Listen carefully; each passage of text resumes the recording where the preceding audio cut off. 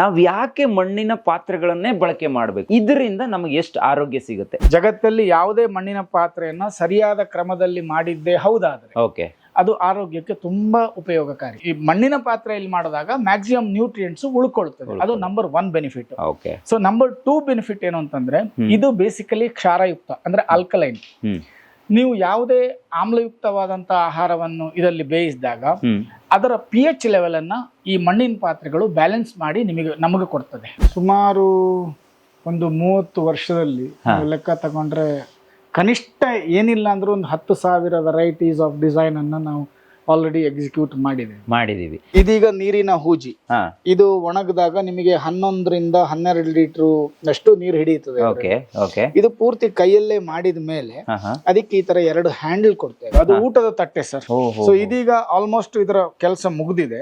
ಇವಾಗ ಇದರ ಮೊದಲು ಅದನ್ನ ಇನ್ನೊಂದ್ಸಲ ನಾವು ಅದನ್ನು ನೈಸ್ ಮಾಡ್ಕೊಳ್ತೇವೆ. 900 ಡಿಗ್ರಿ ಸೆಂಟಿಗ್ರೇಡ್ ಗೆ ಬೇಯಿಸ್ತೇವೆ. ಸುಮಾರಾಗಿ ನಮ್ಮ ಫರ್ನೆಸ್ ಅಲ್ಲಿ 900 ಡಿಗ್ರಿ ಸೆಂಟಿಗ್ರೇಡ್ ಬರೋದಿಕ್ಕೆ 12 ರಿಂದ 14 ಗಂಟೆಗಳ ಕಾಲ ಕನಿಷ್ಠವಾಗಿ ಸತತವಾಗಿ ಬೆಂಕಿ ಹಾಕ್ತಬೇಕು. ಒಂದು ಪಾತ್ರೆಯ ತಳಭಾಗ ಆದ್ರೂ ನಮ್ಮ ಒಂದು ಗ್ಯಾಸ್ ಸ್ಟವ್ಗೂ ಅದು ಸೂಟೇಬಲ್ ಆಗಬೇಕು ಅನ್ನೋ ರೀತಿ ಪಾತ್ರೆನ ಹೆಂಗ್ ಕಂಡು ಹಿಡ್ಕೊಂಡ್ರಿ?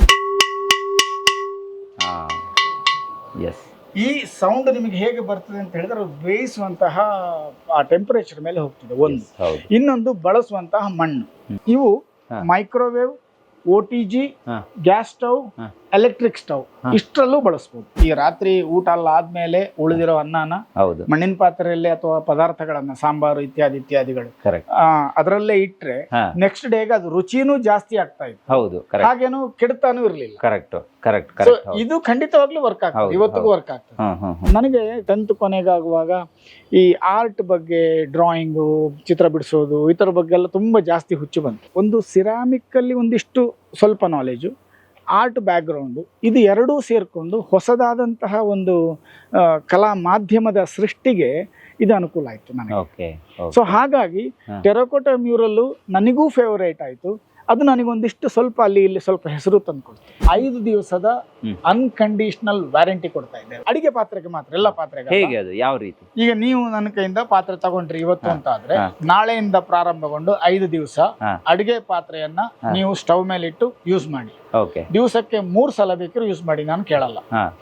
ಏನಾದ್ರೂ ನೀವು ಬಳಸುವಾಗ ಅದರಲ್ಲಿ ಕ್ರಾಕ್ ಆಯ್ತು ಅಥವಾ ಚಿಪ್ಪೌಟ್, ಕೆಲವೊಂದ್ಸಲ ಚಪ್ಪೆ ಹಿಂಗೆ ಎದ್ದು ಬರೋದಿದೆ, ಆ ತರ ಆಯ್ತು, ಏನಾದ್ರು ನೀರ್ ಲೀಕ್ ಆಯ್ತು ಅಂತ ಆದ್ರೆ ನಾವು ನಿಮಗೆ ಅದೇ ಪಾತ್ರೆಯನ್ನ ನಿಮಗೆ ರಿಪ್ಲೇಸ್ಮೆಂಟ್ ಮಾಡ್ತೇವೆ, ಹೊಸ ಪಾತ್ರೆ ಕೊಡ್ತೀವಿ. ನಾವು ಆನ್ಲೈನ್ ಅಲ್ಲೂ ಕಳಿಸ್ತೇವೆ, ಕೊರಿಯರ್ ಮೂಲಕನೂ ಕಳಿಸ್ಕೊಡ್ತೀವಿ. ಸ್ವಲ್ಪ ಚಾಲೆಂಜೇ, ಯಾಕಂದ್ರೆ ಮಣ್ಣಿನ ಐಟಮ್ ಆಗಿರೋದ್ರಿಂದ ಫ್ರೆಜೈಲ್ ಇರುತ್ತೆ. ಸೊ ಅದನ್ನು ನಾವು ಕಳಿಸುವಾಗ ಸಾಕಷ್ಟು ಅದ್ರ ಬಗ್ಗೆ ಮುಂಜಾಗ್ರತೆ ವಹಿಸ್ಕೊಳ್ಬೇಕು. ಅಂದ್ರೆ ಅದರ ಪ್ಯಾಕಿಂಗ್ ಬಾಕ್ಸ್ ಗಳಾಗ್ಲಿ, ಈ ಟ್ರಾನ್ಸ್ಪೋರ್ಟ್ ಮಾಡುವಾಗ ಅದಕ್ಕೆ ಬೇಕಾಗುವಂತಹ ಬೇರೆ ಅಂದ್ರೆ ಕುಶನಿಂಗ್ ಕೊಟ್ಟು ಈ ತರ ಮಾಡಬೇಕು. ವೆಬ್ಸೈಟ್ ಮುಖಾಂತರ ಆರ್ಡರ್ ಮಾಡಬಹುದು. ಪ್ರಿಯ ವೀಕ್ಷಕರೇ ನಮಸ್ಕಾರ. ಕಾರ್ಯಕ್ರಮವನ್ನು ನೋಡಿ ಸುಮ್ಮನಾಗಬೇಡಿ, ನಮ್ಮ ವಾಹಿನಿಯನ್ನ ಸಬ್ಸ್ಕ್ರೈಬ್ ಮಾಡ್ಕೊಳ್ಳಿ. ಹಾಯ್ ಹಲೋ ನಮಸ್ಕಾರ ವೀಕ್ಷಕರೇ, ನಾನು ಸಂದೀಪ್ ಶೆಟ್ಟಿ, ಹೆಗ್ಗದ್ದೆ. ಇದು ಹೆಗ್ಗದ್ದೆ ಸ್ಟುಡಿಯೋ. ವೀಕ್ಷಕರೇ, ಹೆಗ್ಗದ್ದೆ ಸ್ಟುಡಿಯೋನ ಯಾರ್ಯಾರು ನೋಡ್ತಾ ಇದ್ದೀರಾ, ಇವರ ಎಲ್ಲರ ಆರೋಗ್ಯನೂ ಚೆನ್ನಾಗಿರಬೇಕು ಅಂತ ನಾನು ಪ್ರತಿದಿನ ಅನ್ಕೊಂತೀನಿ. ಹಾಗಾಗಿಯೇ ಒಂದಿಷ್ಟು ಮುತುವರ್ಜಿನ ಇಟ್ಕೊಂಡು ಕೆಲವೊಂದು ವಿಡಿಯೋಸ್ಗಳನ್ನು ಮಾಡ್ತೀನಿ. ನೋಡಿ, ಇವತ್ತಿನ ದಿನದಲ್ಲಿ ನಾವೆಲ್ಲ ಸ್ಟೀಲ್ ಇರ್ಬೋದು, ಅಲ್ಯೂಮಿನಿಯಂ ಇರ್ಬೋದು, ಅಥವಾ ಪ್ಲಾಸ್ಟಿಕ್ಗಳ ಪಾತ್ರೆಗಳನ್ನು ಯೂಸ್ ಮಾಡಿಕೊಂಡು ಅಡುಗೆ ತಯಾರಿಕೆ ಅಥವಾ ಅಡುಗೆ ಸರ್ವ್ ಮಾಡೋದಕ್ಕೆ ಎಲ್ಲದಕ್ಕೂ ಬಳಕೆ ಮಾಡ್ತಾ ಇದ್ದೀವಿ. ಆದರೆ ಎಲ್ಲೋ ಒಂದು ಕಡೆ ನಾವು ಡಾಕ್ಟರ್ಸನ್ನು ಮೀಟ್ ಆದಾಗ ಅಥವಾ ಆರೋಗ್ಯದ ಬಗ್ಗೆ ಗಮನವನ್ನು ಕೊಟ್ಟಾಗ ಇವುಗಳು ನಮ್ಮ ಆರೋಗ್ಯವನ್ನು ದಿನೇ ಹಾಳು ಮಾಡ್ತಾ ಇದ್ದಾವೆ ಅನ್ನೋದು ಗೊತ್ತಾಗ್ತಾ ಇದೆ. ಹಾಗಾಗಿ ಇವತ್ತಿನ ವಿಡಿಯೋದಲ್ಲಿ ನಾನು ನಿಮಗೆ ಒಂದು ಸ್ಪೆಷಲ್ ಆಗಿರುವಂಥ ಒಂದು ಗೋಡೌನು ಹೌದು, ಫ್ಯಾಕ್ಟ್ರಿನೂ ಹೌದು, ಇಲ್ಲೇ ರೆಡಿ ಆಗುವಂತಹ ಪಾತ್ರೆಗಳು ನೋಡಿ, ಇಲ್ಲಿ ನಿಮ್ಗೆ ಕಾಣಿಸ್ತಿದೆಯಲ್ಲ, ಇವೆಲ್ಲವೂ ಕೂಡ ಮಣ್ಣಿಂದ ರೆಡಿ ಆಗುವಂಥ ಪಾತ್ರೆಗಳು. ಮಣ್ಣಿನ ಮಡಿಕೆ, ಮಣ್ಣಿನ ಮುಚ್ಚಳ, ಮಣ್ಣಿನ ದೀಪ, ಮಣ್ಣಿನ ಇಲ್ಲಿ ನೋಡಿ ದೋಸೆ ಮಾಡೋದಕ್ಕೆ ಅಥವಾ ಕೆಲವೊಂದು ಅಲಂಕಾರಿಕ ಪಾಟ್ಸ್ಗಳು, ಇಲ್ಲಿ ನೋಡಿ ಗ್ಲಾಸ್ಗಳು, ಇವೆಲ್ಲವೂ ಕೂಡ ಇಲ್ಲೇ ರೆಡಿ ಆಗುವಂಥದ್ದು. ಇಲ್ಲಿ ಟೀ ಕುಡಿಯುವಂಥ ಕಪ್ಪಿಂದ ಹಿಡಿದು ಮನೆಯಲ್ಲಿ ಹೊರಾಂಗಣಕ್ಕೆ ಬಳಕೆಯಾಗುವಂಥ ಕೆಲವೊಂದು ಪಾಟ್ಗಳವರೆಗೂ ಕೂಡ ಇಲ್ಲಿ ಸಿಗುತ್ತೆ. ಅದು ಕೂಡ ರೀಸನೇಬಲ್ ಪ್ರೈಸಲ್ಲಿರುತ್ತೆ. ಪ್ರೈಸ್ ವಿಚಾರ ಪಕ್ಕಕ್ಕಿಡೋಣ. ಅದಕ್ಕಿಂತ ಮುಂಚೆ ಇದು ಎಲ್ಲಿ ಅಂತ ಯಾರಾದರೂ ಕೇಳೋದಾಗಿದ್ದರೆ ನಿಮಗೆ ಇಲ್ಲಿಯ ಅಡ್ರೆಸ್ ಕೂಡ ನಾನು ಡಿಸ್ಕ್ರಿಪ್ಷನ್ ಬಾಕ್ಸಲ್ಲಿ ಕೊಟ್ಟಿರ್ತೀನಿ. ಯಾರಿಗಾದರೂ ಒಂದು ಪ್ಯೂರ್ ಮಣ್ಣಲ್ಲಿ ರೆಡಿ ಆಗುವಂತಹ ಮಡಿಕೆಗಳು ಬೇಕು ಅಂತಿದ್ರೆ ನೀವು ಒಂದ್ಸಲ ಈ ಅರ್ಥನ್ ಬ್ರೌನ್ಸ್ನ ಕಂಪನಿಯ ಒಳಗಡೆ ಬನ್ನಿ. ಎಲ್ಲರಿಗೂ ಕೂಡ ಇಲ್ಲಿ ಬರೋದಕ್ಕೆ ಅವಕಾಶ ಇದೆ, ನೋಡೋದಕ್ಕೆ ಅವಕಾಶ ಇದೆ. ಈ ವಿಡಿಯೋದಲ್ಲಿ ಒಂದು ಮಡಿಕೆ ಅಥವಾ ಮಡಿಕೆಯ ಕೆಲವೊಂದು ಪರಿಕರಗಳು ಹೇಗೆ ರೆಡಿ ಆಗುತ್ತೆ, ಇವತ್ತಿನ ದಿನದ ತಂತ್ರಜ್ಞಾನವನ್ನು ಯೂಸ್ ಮಾಡಿಕೊಂಡು ಹೇಗೆ ರೆಡಿ ಆಗುತ್ತೆ ಅನ್ನೋದಕ್ಕೆ ಒಂದು ಡೀಟೇಲ್ ಮಾಹಿತಿಯನ್ನು ಕೊಡ್ತೀನಿ. ಜೊತೆಗೆ ಯಾವ್ಯಾವ ಪರಿಕರಗಳು ಇಲ್ಲಿ ಸಿಗುತ್ತೆ ಅನ್ನೋದ್ರ ಬಗ್ಗೆನೂ ಒಂದು ಕಂಪ್ಲೀಟ್ ಆದ ಮಾಹಿತಿಯ ವಿಡಿಯೋ ಇದು ಅಂತ ಹೇಳೋದಕ್ಕೆ ಇಷ್ಟಪಡ್ತೀನಿ. ಯಾರ್ಯಾರು ವಿಡಿಯೋನ ನೋಡ್ತಾ ಇದ್ದಾರೆ ದಯವಿಟ್ಟು ಕಂಪ್ಲೀಟ್ ಆಗಿ ನೋಡಿ, ಇನ್ನೂ ಒಂದಿಷ್ಟು ಜನರಿಗೆ ಇದನ್ನ ತಲುಪಿಸಿ. ಇಲ್ಲಿ ಈ ಸಂಸ್ಥೆಯ ಚೇರ್ಮನ್ ಆಗಿರುವಂಥ ಶ್ರೀಕೃಷ್ಣ ಭಟ್ ಅವರು ಇಲ್ಲೇ ಇದ್ದಾರೆ. ಸರ್ ನಮಸ್ತೆ. ನಮಸ್ತೆ. ಎಸ್, ತುಂಬ ಖುಷಿ ಆಯಿತು. ಕಳೆದ ಒಂದು 3-4 ತಿಂಗಳ ಹಿಂದೆ ನಿಮ್ಮನ್ನ ಯಾವುದೋ ಒಂದು ಎಕ್ಸಿಬಿಷನಲ್ಲಿ ನಾನು ಮೀಟ್ ಆಗಿದ್ದೆ. ಹೌದು, ಬಹುಶಃ ಅದು ಎಲ್ಲಿ ಪ್ಯಾಲೇಸ್ ಗ್ರೌಂಡ್ ಅಲ್ಲಿ ಅಂತ ಅನ್ಕೊಂತೀನಿ. ಎಸ್, ಅಲ್ಲಿ ಮೀಟ್ ಆಗಿ ಅಲ್ಲಿಂದ ಯೋಚನೆ ಮಾಡಿಕೊಂಡು ನಿಮ್ಮ ಒಂದು ಟೈಮನ್ನು ತಗೊಂಡು ಇವತ್ತು ಇಲ್ಲಿಗೆ ಬಂದಿದ್ದೀನಿ. ನೋಡಿ, ಇಲ್ಲಿ ನಿಮ್ಗೆ ಕಾಣಿಸ್ತಿರ್ಬೋದು, ಇದೊಂಥರ ದೋಣಿ ಆಕಾರದಲ್ಲಿ ಇದೆ. ಇದು ಏನಕ್ಕೆ ಸರ್? ಸರ್, ಇದು ನಾರ್ಮಲಿ ಈ ಸ್ವೀಟ್ ಅಂಗಡಿಗಳಲ್ಲಿ ಸ್ವೀಟ್ ಅನ್ನ ಕೊಡೋದಿಕ್ಕೆ, ಅಂದ್ರೆ ಬೆಂಗಾಲಿ ಸ್ವೀಟ್ಸ್ ಅನ್ನ ಆದಷ್ಟು ಈ ತಣ್ಣಗಿನ ಇದರಲ್ಲಿ ಕೊಡ್ತಾರಲ್ಲ, ಅದಕ್ಕೆ ಇದನ್ನ ಬಳಸ್ತಾರೆ. ನೋಡಿ ವೀಕ್ಷಕರೇ, ನೀವು ಒಳಗಡೆ ಬನ್ನಿ. ಒಳಗಡೆ ಬಂದ್ರೆ ನೋಡಿ, ಇಲ್ಲಿ ಗ್ಲಾಸ್ ಇಂದ ಹಿಡಿದು ನಾವು ನೀರು ಕುಡಿಯೋಕೆ ಯೂಸ್ ಮಾಡಬಹುದು ಅಂತ ಅನ್ಕೊಂತೀನಿ. ಗೊತ್ತಿಲ್ಲ ಇದನ್ನ ಏನಕ್ಕೆಲ್ಲ ಬಳಸ್ತಾರೆ ಅಂತ ಗೊತ್ತಿಲ್ಲ. ಇದು ಈಗಷ್ಟೇ ರೆಡಿ ಆಗಿರುವಂಥದ್ದು. ನೋಡಿ, ಹಸಿ ಹಸಿ ಮಣ್ಣು ಹಂಗೆ ಇದೆ. ವಾವ್, ನೋಡಿ ಇಲ್ಲಿಂದ ಶುರು ಆದ್ರೆ ನೋಡಿ, ಈಗೆಲ್ಲ ಬೇಸಿಗೆಯಲ್ಲಿ ನಾವು ಕೋಲ್ಡ್ ಇಲ್ಲ, ನೀರು ಕೋಲ್ಡ್ ಇಲ್ಲ, ನೀರು ಸರಿ ಇಲ್ಲ, ಆಲ್ಕಲೈನ್ ಇಲ್ಲ, ನಮಗೆ pH ಲೆವೆಲ್ ಸಿಗ್ತಾ ಇಲ್ಲ ಅಂತ ಗೊಣಕೊಂಡು ನೀರು ಕುಡಿತಾ ಇದ್ವಿ. ಸೊ ಅದೆಲ್ಲದಕ್ಕೂ ಪರಿಹಾರವೇ ಈ ಥರದ ಪಾಟ್ಗಳಿಂದ ನೀರು ಕುಡಿದ್ರೆ. ನಾನು ಇವ್ರ ಮನೆಗೆ ಬಂದಾಗ ನೀರು ಕುಡಿದೆ, ಅದನ್ನು ಇವ್ರು ಕೊಟ್ಟಾಗ ನಂಗೆ ಅನ್ನಿಸ್ತು, ಅಬ್ಬಾ ಎಷ್ಟು ಕೋಲ್ಡ್ ಇದೆ ಇದು. ನಾವೆಲ್ಲ ಫ್ರಿಜ್ಜಲ್ಲಿ ನೀರು ಇಟ್ಕೊ ಕುಡಿದ್ರೆ ಬಹುಶಃ ನಮ್ಮ ಹೆಲ್ತ್ ಪ್ರಾಬ್ಲಮ್ ಆಗುತ್ತೆ ಅನ್ನೋದು ಗೊತ್ತಿರುವಂಥ ವಿಚಾರ. ಸೊ ಹಾಗಾಗಿ ಇದನ್ನ ಜನ ಬಳಸಲಿ ಅಂತಾನೆ ನಾನು ಇವತ್ತು ಇಲ್ಲಿಗೆ ಬಂದಿದ್ದೀನಿ ಸರ್. ಇವುಗಳ ಒಂದು ರೇಟ್ ಕೂಡ ಏನು ತುಂಬ ಕಾಸ್ಟ್ಲಿ ಇರೋದಿಲ್ಲ, ಅದು ಕೂಡ ನಮಗೆ ಗೊತ್ತು. ಹಂಗಂತ ನೀವು ಈ ಕೆಲಸವನ್ನ ಮಾಡ್ತಿದ್ದೀರಾ, ನೀವು ತುಂಬ ಐಷಾರಾಮಿಯಾಗಿ ದೊಡ್ಡ ಏನೋ ಶ್ರೀಮಂತರ ಪಟ್ಟಿಯಲ್ಲಿದ್ದೀರಾ ಅಂತ ನಾನು ಅದನ್ನು ಕೂಡ ಹೇಳೋದಿಲ್ಲ. ಯಾಕಂದರೆ ಇದು ಬಡವರ ಕೆಲಸ ಇದು. ಆದರೆ ಇದು ಕೊಡುವಂಥ ಆರೋಗ್ಯ ಇದೆಯಲ್ಲ, ಬೇರೆ ಯಾವ ಪಾತ್ರೆನೂ ಕೊಡೋದಕ್ಕೆ ಸಾಧ್ಯ ಇಲ್ಲ ಅನ್ನೋದು ಗೊತ್ತು. ಸರ್, ಇಲ್ಲಿಗೆ ಎಷ್ಟು ಐಟಮ್ಗಳಿದೆ? ಈಗ ಒಂದೊಂದು ಡಿಸೈನ್ ನಂಗೆ ಕಾಣಿಸ್ತಿದೆ. ಈ ಥರದ ಎಷ್ಟು ಪರಿಕರಗಳು, ಎಷ್ಟು ವೆರೈಟಿಲಿ ನೀವು ರೆಡಿ ಮಾಡ್ತೀರಾ ಇಲ್ಲಿ ಅಂತ? ಸುಮಾರು ಒಂದು 30 ವರ್ಷದಲ್ಲಿ ಲೆಕ್ಕ ತಗೊಂಡ್ರೆ ಕನಿಷ್ಠ ಏನಿಲ್ಲ ಅಂದ್ರೆ ಒಂದು 10,000 ವೆರೈಟೀಸ್ ಆಫ್ ಡಿಸೈನ್ ಅನ್ನು ನಾವು ಆಲ್ರೆಡಿ ಎಕ್ಸಿಕ್ಯೂಟ್ ಮಾಡಿದ್ದೀವಿ ಕನಿಷ್ಠ. ಓಕೆ, ಇಲ್ಲಿಂದ ಬೇರೆ ಬೇರೆ ಕಡೆನೂ ಹೋಗುತ್ತಾ? ಹೌದು, ಡಿಸ್ಟ್ರಿಬ್ಯೂಟ್ ಆಗುತ್ತೆ. ಓಕೆ, ಇಲ್ಲೇನೋ ಮಾಡ್ತಾ ಇದ್ದಾರೆ ಸರ್. ಇದು ಏನ್ ಕೆಲಸ ಇದೀಗ? ಇದು ಫೈನಲ್ ಟಚ್ ಅಪ್ ಹೇಗೆ? ಇದೀಗ ನೀರಿನ ಹೂಜಿ. ಇದು ಒಣಗಿದಾಗ ನಿಮಗೆ 11 ರಿಂದ 12 ಲೀಟರ್ ಅಷ್ಟು ನೀರು ಹಿಡಿಯುತ್ತದೆ. ಇದು ಪೂರ್ತಿ ಕೈಯಲ್ಲೇ ಮಾಡಿದ ಮೇಲೆ ಅದಕ್ಕೆ ಈ ತರ 2 ಹ್ಯಾಂಡಲ್ ಕೊಡ್ತೇವೆ. ಈ ಹ್ಯಾಂಡಲ್ ಕೊಡೋದು ನೋಡಿ, ಈ ತರ ಕೈಯಲ್ಲೇ, ಅಂದ್ರೆ ಯಾವುದೇ ಮಣ್ಣಿನ ಪಾತ್ರೆಗಳಲ್ಲಿ ಯಾವುದೇ ಗಮ್, ನಾವು ಗೋಂದು ಅಂತ ಹೇಳ್ತೇವಲ್ಲ, ಎಡಿಸಿವ್, ಗೋಂದು, ಗಮ್ಮು, ಈ ತರದನ್ನ ಬಳಸ್ಲಿಕ್ಕೆ ಆಗುದಿಲ್ಲ. ಯಾಕೆಂತಂದ್ರೆ ಇದನ್ನು ಬೇಯಿಸುವಾಗ ಯಾವುದೇ ಗಮ್ ನಿಲ್ಲಲ್ಲ. ಆ ಮಣ್ಣಿಗೆ ಮಣ್ಣೆ. ಸೊ ಈಗ ನೋಡಿ, ಈ ಮಣ್ಣನ್ನೇ ಈಗ ಸ್ಕ್ರಾಚ್ ಮಾಡ್ಕೊಂಡು ಈ ಮಣ್ಣಿನ ಸ್ಲರಿ ತರ ಇರುತ್ತಲ್ಲ, ಗಂಧ, ಅದೇ ಗಮ್ಮು. ಅದು ಅಂದ್ರೆ ಏನಾಗ್ಬೇಕು ಅಂದ್ರೆ ಅವಾಗ ಇದು ಎಷ್ಟು ಈಗ ಒಣಗಿದೆಯೋ ಅಷ್ಟೇ ಆ ಭಾಗವು ಒಣಗಿರ್ಬೇಕು. ಅದು ತುಂಬಾ ಹಸಿನೂ ಇರಬಾರದು ಅಥವಾ ತುಂಬಾ ಅಂದ್ರೆ ಒಣಗಿರ್ಲೂಬಾರದು. ಆ ಹಂತದಲ್ಲಿ ಇದನ್ನ ನಾವು ಅಂಟಿಸಿ ಅದನ್ನ ಮತ್ತೆ ಪುನಃ ಪ್ರೆಸ್ ಮಾಡಿ ಜಾಯಿನ್ ಮಾಡ್ತೇವೆ. ಏನಾಗ್ತದೆ, ಒಂದು 100ರಲ್ಲಿ ಒಂದು 15-20 ಸ್ವಲ್ಪ ಕ್ರಾಕ್ ಬರುವುದು ಇದೆ, ಇಲ್ಲ ಅಂತಲ್ಲ. ನಮಗೆ ಅದು ಆದಷ್ಟು ಬಾರದಾಗಿ ಮಾಡ್ತೇವೆ, ಬಟ್ ಕ್ರಾಕ್ ಬಂತು ಅಂತಂದ್ರೆ ನಮ್ಗೆ ಅದು ವೇಸ್ಟ್ ಆಗುತ್ತೆ. ಸರ್, ಈಗ ಎಲ್ಲೆಲ್ಲಿ ಇವರಲ್ಲಿ ಇಲ್ಲಿಗೆ ಬಂದು ತಗೊಂಡು ಹೋಗ್ತಾರೆ ಅನ್ನೋದನ್ನ ನಾನು ಕೇಳ್ಪಟ್ಟೆ. ಸುಮಾರು ನಾನು ಇಲ್ಲಿ ಹೊರಗಡೆ ಬಂದು ನಿಂತಾಗ ಕೆಲವೊಬ್ರು ಬಂದ್ರು, ಕಾರ್ ತಗೊಂಡೆ ಬಂದ್ರೆ ಎಲ್ಲ, ಕೆಲವೊಬ್ರು ತುಂಬಾ ಹೈಫೈ ಪರ್ಸನ್ ಕೂಡ ಇಲ್ಲಿಗೆ ಬಂದು ನಿಮ್ಮ ಮಡಕೆಗಳನ್ನ, ನಿಮ್ಮ ಕೆಲವೊಂದು ನಾವೆಲ್ಲ ಅಳಗೆ ಅಂತ ಕರಿತೀವಿ ನಮ್ಮೂರಲ್ಲಿ, ಆ ತರದ್ದು ಎಲ್ಲವನ್ನು ತಗೊಂಡು ಹೋಗ್ತಾರೆ ಇಲ್ಲಿ ಬಂದು. ಸೊ ನೀವು ಕೂಡ ಬೇರೆ ಬೇರೆ ಕಡೆ ಎಕ್ಸಿಬಿಷನ್ ಅಲ್ಲೆಲ್ಲ ಹೋದ್ರೆ ನಿಮ್ಮ ಒಂದು ಸ್ಟಾಲ್ ಗಳನ್ನು ಕೂಡ ಹಾಕೊಂಡಿರ್ತೀರಾ. ಎಲ್ಲಾ ಭಾಗದಿಂದ ಇಲ್ಲಿ ಬರೋದಕ್ಕೆ ಅಲೋ ಇದೆಯಲ್ವಾ? ಯಾರು ಬೇಕಾದ್ರೂ ಬರ್ಬೋದು, ಎಲ್ಲಿಂದ ಬೇಕಾದ್ರೂ ಬರ್ಬೋದು. ಓಕೆ, ಈಗ ಸಪೋಸ್ ಬರೋಕ್ಕಾಗಲ್ಲ ಅಂದ್ರೆ ಹೆಂಗ್ ಮಾಡ್ಬೇಕು? ನಾವು ಆನ್ಲೈನ್ ಅಲ್ಲೂ ಕಳಿಸ್ತೇವೆ, ಕೊರಿಯರ್ ಮೂಲಕನೂ ಕಳಿಸ್ಕೊಡ್ತೀರಾ? ನಮ್ದು ಆನ್ಲೈನ್ ಈಗ ನಿಮ್ಗೆ ಅದೊಂದು ಚಾಲೆಂಜ್ ಆಗಲ್ವಾ ಅಂತ? ಸ್ವಲ್ಪ ಚಾಲೆಂಜೇ, ಯಾಕಂದ್ರೆ ಮಣ್ಣಿನ ಐಟಮ್ ಆಗಿರೋದ್ರಿಂದ ಫ್ರೆಜೈಲ್ ಇರುತ್ತೆ. ಓಕೆ. ಸೊ ಅದನ್ನು ನಾವು ಕಳಿಸುವಾಗ ಸಾಕಷ್ಟು ಅದ್ರ ಬಗ್ಗೆ ಮುಂಜಾಗ್ರತೆ ವಹಿಸ್ಕೊಳ್ಬೇಕು. ಅಂದ್ರೆ ಅದರ ಪ್ಯಾಕಿಂಗ್ ಬಾಕ್ಸ್ ಗಳಾಗ್ಲಿ, ಈ ಟ್ರಾನ್ಸ್ಪೋರ್ಟ್ ಮಾಡುವಾಗ ಅದಕ್ಕೆ ಬೇಕಾಗುವಂತಹ ಬೇರೆ ಅಂದ್ರೆ ಕುಶನಿಂಗ್ ಕೊಟ್ಟು ಈ ತರ ಮಾಡಬೇಕು. ವೆಬ್ಸೈಟ್ ಮುಖಾಂತರ ಆರ್ಡರ್ ಮಾಡಬಹುದು. ಆದ್ರೆ ವೆಬ್ಸೈಟ್ ಮೂಲಕ ಮಾಡಿದ್ರೆ ಏನಾಗುತ್ತೆ ಅಂದ್ರೆ, ಒಂದು ಪ್ಯಾಕಿಂಗ್, ಇನ್ನೊಂದು ಟ್ರಾನ್ಸ್ಪೋರ್ಟೇಶನ್, ಇದು ಎರಡು ಖಂಡಿತ ಬಿದ್ದೇ ಬೀಳುತ್ತೆ. ಅದು ನನಗಾದ್ರೂ ಅಷ್ಟೇ, ನಿಮ್ಗಾದ್ರೂ ಅಷ್ಟೇ, ಯಾರಿಗಾದ್ರೂ ಬಿದ್ದೇ ಬೀಳುತ್ತೆ. ಆದ್ರೆ ದೂರದಲ್ಲಿರೋರಿಗೆ ಬಹುಶಃ ಒಳ್ಳೆ ಮಾರ್ಗ. ಇಲ್ಲಿ ತನಕ ಬಂದು ಬೆಂಗಳೂರು ತನಕ ಬಂದು ತಗೊಂಡೋಗೋ ಬದಲು ಅವರಿಗೆ ಡೆಲ್ಲಿಗೋ, ಮುಂಬೈಗೋ, ಕೋಲ್ಕತ್ತಾಗೋ ನಾವು ಕಳಿಸ್ಕೊಡ್ತೇವೆ. ಅಂದ್ರೆ ಬಾಕ್ಸ್ ಪ್ಯಾಕಿಂಗ್ ಮಾಡಿ ಕಳಿಸ್ಕೊಡ್ತೇವೆ. ಅದೊಂದು ಕೊರಿಯರ್ ಚಾರ್ಜ್ ಮತ್ತು ಬಾಕ್ಸ್ ಪ್ಯಾಕಿಂಗ್ ಚಾರ್ಜ್ ಸ್ವಲ್ಪ ಎಕ್ಸ್ಟ್ರಾ ಆಗುತ್ತೆ. Okay okay. ಅಲ್ಲಿ ಅವ್ರು ಏನ್ ಮಾಡ್ತಿರೋದು? ಪ್ಲೇಟ್ಗಳ ಇದು? ಹೌದು, ಅದು ಊಟದ ತಟ್ಟೆ ಸರ್. ಓಕೆ, ಇಲ್ಲಿ ಇದೆಯಲ್ಲ? ಇದೇನೆ ಇದೆ. ಇದು ಚೆನ್ನಾಗಿದೆ. ಇದು ಊಟದ ತಟ್ಟೆ. ಓಕೆ. ಇದೀಗ ಮಾಡ್ತಾ ಇರುವಂತದ್ದು ನಾವು. ಸೊ ಇದೀಗ ಆಲ್ಮೋಸ್ಟ್ ಇದರ ಕೆಲಸ ಮುಗ್ದಿದೆ. ಇವಾಗ ಇದರ ಮೊದಲು ಅದನ್ನ ಇನ್ನೊಂದ್ಸಲ ನಾವು ಅದನ್ನ ನೈಸ್ ಮಾಡ್ಕೊಳ್ತೇವೆ. Okay okay. ಕ್ಲೀನ್ ಆಗಿ ನೈಸ್ ಮಾಡ್ತೀರಾ? ಹೌದು, ನೈಸ್ ಮಾಡ್ಕೊಂಡು, ಅಂದ್ರೆ ಊಟದ ತಟ್ಟೆ ಆಗಿರೋದ್ರಿಂದ ಅದು ನಾಳೆ ಕ್ಲೀನ್ ಮಾಡೋದಕ್ಕೆ ಈಸಿ ಇರಬೇಕು, ತೊಳ್ಕೊಳ್ಳೋಕೆ ಈಸಿ ಇರಬೇಕು. ಈಗ ಇದೆಲ್ಲ ಆದ್ಮೇಲೆ ನೀವು ಹೀಟ್ ಮಾಡೋದಾ, ಬಿಸಿ ಮಾಡೋದು? ಹೌದು, ಬಿಸಿ ಅಂದ್ರೆ ಅದನ್ನ ಬೇಯಿಸೋದು. ಬರೀ ಬಿಸಿ ಮಾಡೋದಂದ್ರೆ ಕಡಿಮೆ ಆಗುತ್ತೆ ಶಬ್ದ. ಅದನ್ನ ಬೇಯಿಸ್ತೇವೆ, ಇಂತಿಷ್ಟೇ ಹೀಟ್ ಅಲ್ಲಿ ಮಾಡ್ಬೇಕು ಅಂತ ಇದೆ. 900 ಡಿಗ್ರಿ ಸೆಂಟಿಗ್ರೇಡ್ ಗೆ ಬೇಯಿಸ್ತೇವೆ. ಓಕೆ. ಸುಮಾರಾಗಿ ನಮ್ಮ ಫರ್ನೆಸ್ ಅಲ್ಲಿ 900 ಡಿಗ್ರಿ ಸೆಂಟಿಗ್ರೇಡ್ ಗೆ ಬರೋದಿಕ್ಕೆ 12 ರಿಂದ 14 ಗಂಟೆಗಳ ಕಾಲ ಕನಿಷ್ಠವಾಗಿ ಸತತವಾಗಿ ಬೆಂಕಿ ಹಾಕ್ತಾ ಬೇಕು. ಓಹೋ, ನೋಡಿ ಎಷ್ಟು ದೊಡ್ಡ ಪ್ರೋಸೆಸ್ ಇದೆ. ನಾವೆಲ್ಲ ಸ್ಟೀಲು, ಅಲ್ಯೂಮಿನಿಯಮ್ಮು ಇಂಥ ಪಾತ್ರೆಗಳಿಗೆ ಮಾರು ಹೋಗ್ಬಿಟ್ಟಿದ್ದೀವಿ. ನೀವು ಇಲ್ಲಿಗೆ ಬಂದರೆ ನಿಮಗೆ ಇಷ್ಟೊಂದು ಐಟಮ್ಗಳು ಮಣ್ಣಿಂದ ರೆಡಿ ಆಗುತ್ತಾ ಅಂತ ಅನ್ನಿಸುತ್ತೆ ಸರ್. ಈಗ ನಿಮ್ಮ ಒಂದು ಕಂಪ್ಲೀಟ್ ಪ್ರೋಸೆಸ್ಸನ್ನು ತೋರಿಸ್ತೀನಿ. ಅದಕ್ಕೂ ಮುಂಚೆ ಸರ್, ನಾವು ಯಾಕೆ ಮಣ್ಣಿನ ಪಾತ್ರೆಗಳನ್ನೇ ಬಳಕೆ ಮಾಡಬೇಕು? ಈಗ ಅಡುಗೆಗೆ ನಾವೆಲ್ಲ ಈ ಥರದ ಅಡುಗೆಗಳನ್ನು ಯೂಸ್ ಮಾಡ್ತೀವಿ ಅಂತ ಇಟ್ಕೊಳ್ಳೋಣ ಸರ್. ಹೌದು. ಇದನ್ನೇ ಯಾಕೆ ಯೂಸ್ ಮಾಡಬೇಕು ಸರ್? ಇದರಿಂದ ನಮಗೆ ಎಷ್ಟು ಆರೋಗ್ಯ ಸಿಗುತ್ತೆ, ಇದ್ರ ಬಗ್ಗೆ ಒಂದು ಮಾಹಿತಿ ಕೊಡ್ಬೋದಾ? ಖಂಡಿತ. ಓಕೆ ಸರ್, ಇದೀಗ ಯಾವುದೇ ಮಣ್ಣಿನ ಪಾತ್ರೆ, ನನ್ನ ಮಣ್ಣಿನ ಪಾತ್ರೆ ಅಂತಲ್ಲ, ಜಗತ್ತಲ್ಲಿ ಯಾವುದೇ ಮಣ್ಣಿನ ಪಾತ್ರೆಯನ್ನ ಸರಿಯಾದ ಕ್ರಮದಲ್ಲಿ ಮಾಡಿದ್ದೇ ಹೌದಾದ್ರೆ ಅದು ಆರೋಗ್ಯಕ್ಕೆ ತುಂಬಾ ಉಪಯೋಗಕಾರಿ. ಯಾಕೆ ಅಂತ ಹೇಳಿದ್ರೆ, ಮ್ಯಾಕ್ಸಿಮಮ್ ನ್ಯೂಟ್ರಿಯೆಂಟ್ಸ್ ಈಗ ಫುಡ್ ಅಲ್ಲಿ ಇರುವಂತದ್ದು, ಕಾಳು ಬೇಳೆ ಇರ್ಬೋದು, ಸೊಪ್ಪು ತರಕಾರಿಗಳಿರ್ಬೋದು, ಈ ತರದ ಯಾವುದೇ ಪದಾರ್ಥಗಳನ್ನ ನೀವು ತಗೊಂಡ್ರೆ ಅದರಲ್ಲಿ ಬೇಯಿಸಿದಾಗ ನ್ಯೂಟ್ರಿಯೆಂಟ್ಸ್ ನಾವು ಕಳ್ಕೊಳ್ತೇವೆ ನಾರ್ಮಲಿ.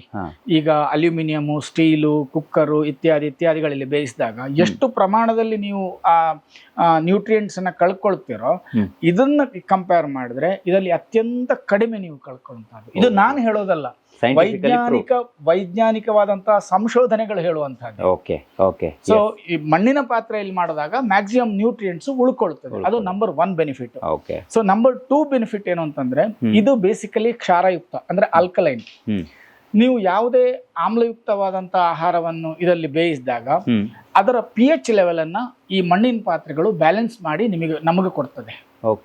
ಅದಕ್ಕೆ ನೋಡಿ, ನೀವು ಇದರಲ್ಲಿ ಮೊಸರು ಹೆಪ್ಪ ಹಾಕಿದ್ರೆ ಮೊಸರು ತುಂಬಾ ರುಚಿಯಾಗಿರ್ತದೆ, ಜಾಸ್ತಿ ಹುಳಿ ಬರಲ್ಲ, ಸ್ವೀಟ್ ಆಗಿರ್ತದೆ, ಗಟ್ಟಿ ಬರ್ತದೆ, ನೀರನ್ನ ಎಳ್ಕೊಳ್ಳೋದ್ರಿಂದ ಗಟ್ಟಿ ಬರ್ತದೆ. ನೋಡಿ, ಅದರ ಹೊರತಾಗಿ ಈಗ ಸಪೋಸ್ ಈಗ ನಾವು ಹೇಳ್ತೇವಲ್ಲ, ಊರಲ್ಲಿ ಹೇಳೋ ಮಾತುಂಟಿಲ್ಲ, ನನಗೆ ಬದನೆಕಾಯಿ ತಿಂದ್ರೆ ನಂಜಾಗ್ತದೆ, ದಿಗ್ಗುಜ್ಜ ತಿಂದ್ರೆ ಗ್ಯಾಸ್ ಆಗ್ತದೆ. ಬೆಂಗಳೂರಲ್ಲೂ ತುಂಬಾ ಜನ ಕೆಲವೊಂದು ಪದಾರ್ಥಗಳನ್ನು ತಿನ್ನೋದೇ ಇಲ್ಲ. ಅದನ್ನ ನೀವು ಇದರಲ್ಲಿ ಪ್ರಾಯೋಗಿಕವಾಗಿ ಟ್ರೈ ಮಾಡಿ ನೋಡಿ. ಈಗ ನನಗೆ ತುಂಬಾ ಜನ ಕಸ್ಟಮರ್ಸ್ ಬಂದು ಫೀಡ್ಬ್ಯಾಕ್ ಕೊಟ್ಟದ್ದು ಅದನ್ನ. ಆ ತರ ಪದಾರ್ಥಗಳನ್ನು ಮಾಡಿದಾಗ ನಮಗೆ ಏನು ಸಮಸ್ಯೆ ಆಗ್ತಾ ಇತ್ತು, ಗ್ಯಾಸ್ಟ್ರೈಟಿಸ್, ಅಸಿಡಿಟಿಯೋ, ಬ್ಲಾ ಬ್ಲಾ ಬ್ಲಾ ಏನೋ ಇರಬಹುದು, ಅದು ತುಂಬಾ ನಮಗೆ ಹತೋಟಿಗೆ ಬಂದಿದೆ ಅಂತ ಅವರು ಕೊಟ್ಟಿರುವಂತ feedback. And it works. And number 4, ನಿಮಗೆ ಇದರಲ್ಲಿ ಅಡಿಗೆ ಮಾಡಿದಾಗ ಇದು ಅತ್ಯಂತ ಹೆಚ್ಚು ಹೊತ್ತು ದೀರ್ಘಕಾಲ ಉಷ್ಣಾಂಶತೆಯನ್ನು ಹಿಡಿದಿಟ್ಕೊಳ್ತದೆ. ಕೋಲ್ಡ್ ಇದ್ರೆ ಕೋಲ್ಡೇ ಇರುತ್ತೆ, ಹೀಟ್ ಇದ್ರೆ ಹೀಟೇ ಇರುತ್ತೆ. ಯಾಕೆ ಅಂತಂದ್ರೆ ಇದು ಬಾಕಿ ಸ್ಟೀಲು, ಅಲ್ಯೂಮಿನಿಯಂ ಈ ತರ ಲೋಹಗಳಿಗೆ ಕಂಪೇರ್ ಮಾಡಿದಾಗ ಉಷ್ಣಾಂಶತೆಯನ್ನ ಪಸರಿಸುವಂತಹ, ಅಂದ್ರೆ ಹೀಟ್ ಕಂಡಕ್ಟರ್ ಅಂತೇವಲ್ವಾ, ಅದು it's very bad in this. ಅಷ್ಟು ಬೇಗ ನಿಮ್ಗೆ ಹೀಟ್ ಕಳ್ಕೊಳ್ಳಲ್ಲ, ಅಷ್ಟು ಬೇಗ ಹೀಟು ಆಗಲ್ಲ. ಒಂದ್ಸಲ ಹೀಟ್ ಆಯ್ತು ಅಂತಂದ್ರೆ ಹೀಟ್ ಬಿಟ್ಕೊಡಲ್ಲ. ಸೊ ಹಾಗಾಗಿ ನಿಮ್ಗೆ ಈಗ ಸ್ಟೀಲ್ ಪಾತ್ರೆ ಕಂಪೇರ್ ಮಾಡಿದಾಗ ಬಿಸಿ ಆಗೋದಿಕ್ಕೆ ಇದೊಂದು 2 ಕ್ಷಣ ಜಾಸ್ತಿ ಹೊತ್ತು ತಗೊಳ್ತದೆ, ಒಪ್ಕೊಳ್ಳೋಣ.